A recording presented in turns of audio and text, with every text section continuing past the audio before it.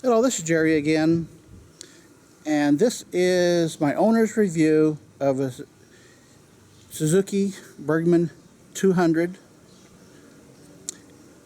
and this is volume 2 because I thought of a few more things that I wanted to tell you about it, and I kind of ragged on it in my first video.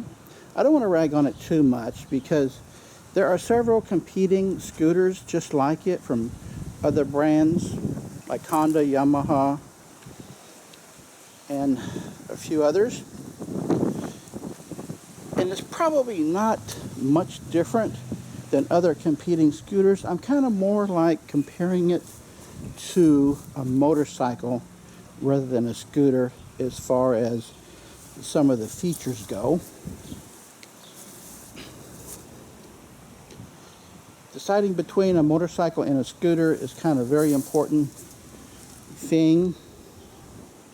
They each have their own benefits. And a couple extra things I wanted to say about it was, number one, as you're sitting on the bike, the mirrors are almost right in your face, which gives you not at all a wide range view behind you. It would be better, I think, if the mirrors were mounted right about down here, so they'd be further away from you and you would get a much better view of the rear. And then also the seat looks like a really nice, comfy seat. And it is a fairly good padding. However, when you're riding on it, you're going to be sitting with your butt up against here. And after about a half an hour of up against that, you may feel a little numbness in the backside. Now up here, this is a pretty comfy seat. But this is for the passenger, and you're not going to be able to sit up here while you're driving it and reach everything. And another thing I wanted to mention is that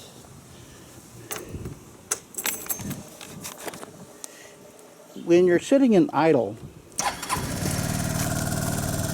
it vibrates a lot. When you're stopped at like a red light, you can see that mirror there vibrating a lot.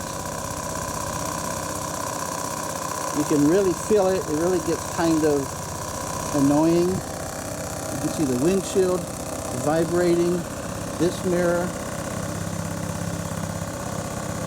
It really doesn't need to vibrate like that. I don't know if the idle is slightly off or what. But that's a little bit of an annoyance. But it is a pretty quiet engine. You can hear it. It's pretty quiet. It's not going to disturb people.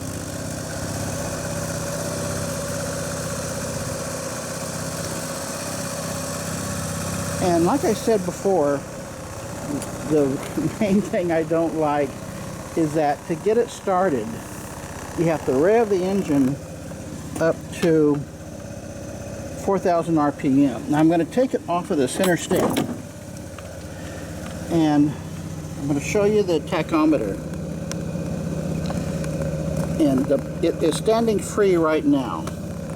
It's off of the center stand. It's standing free on the ground to take off whenever it's ready. And I'm going to rev it up to 3,500, and it's not budging. When you get it up to 4,000, it just starts to take off. And when you're stopped at a red light,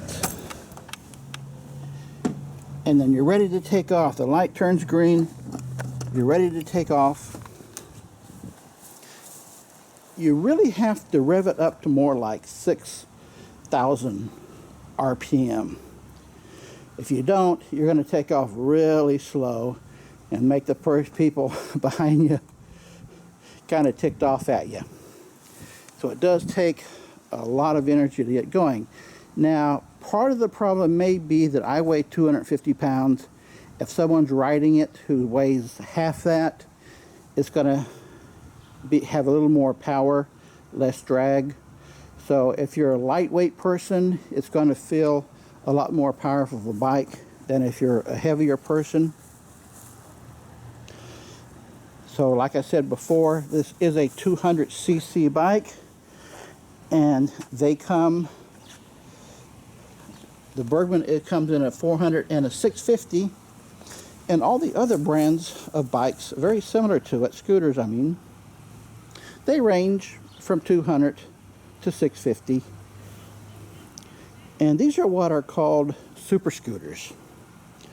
And what makes it a super scooter is that it has an engine that is at least 200cc. So this is on the very low end of a super scooter, and it doesn't have a flat floorboard. The super scooters will all have this bump up here, where the smaller scooters will all have a totally flat floorboard going all the way across. And the Suzuki Burgman is a little more expensive than its competing models. It's kind of looked at as a higher level bike than some of the competing models. I don't know if that's really true, but that's what I've heard. But all in all, I really do like it. There's just several things about it I think they could really improve. Mainly, let me tell you what would be the number one thing Suzuki could change to make this a much more desirable bike. If they could simply put a toggle switch right here so that you can manually switch it between neutral and drive, that would help a lot. So that when you're stopped at a red light, you could have it in drive. So when the light turns green, you're ready to take off, you just give it gas and it goes.